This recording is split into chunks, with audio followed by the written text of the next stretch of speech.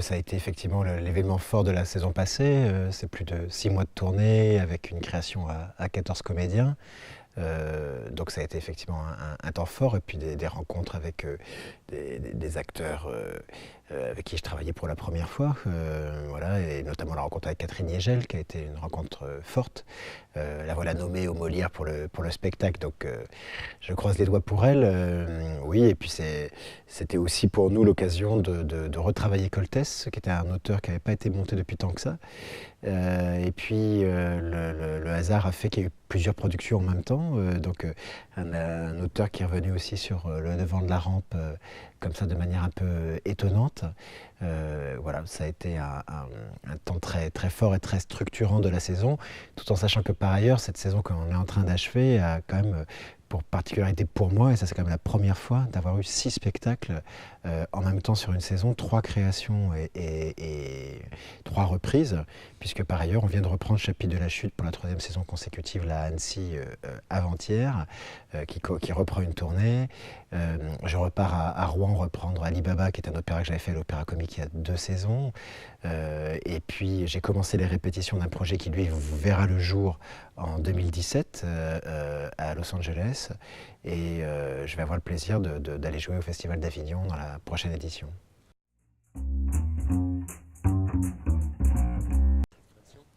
Truck Stop, c'est une pièce de Lotte Wekemans, qui est une auteure néerlandaise. C'est une pièce à 3 personnages. C'est un théâtre moi, qui me passionne beaucoup parce que la forme de narration est assez proche du cinéma. Ça me fait penser un peu au cinéma de Iñárritu, c'est-à-dire que c'est une narration dramaturgique comme ça très morcelée, et au fur et à mesure de la pièce, on recolle les morceaux et on comprend ce qui est en train de se passer. C'est une pièce pour 3 personnages, une mère avec sa fille et puis le petit ami de la fille. Un truck stop, c'est ni plus ni moins qu'un routier, donc sur un bord de route qu'on imagine quelque part dans le nord de l'Europe, à la croisée des chemins où toutes les marchandises se croisent, puisque c'est que c'est le propre de notre Europe libérale de préférer produire les cochons en Allemagne et tel autre produit en Pologne et autre chose en Espagne, et que du coup préférer de faire se transporter toutes ces marchandises-là par le camion et par la route plutôt que de privilégier les circuits courts.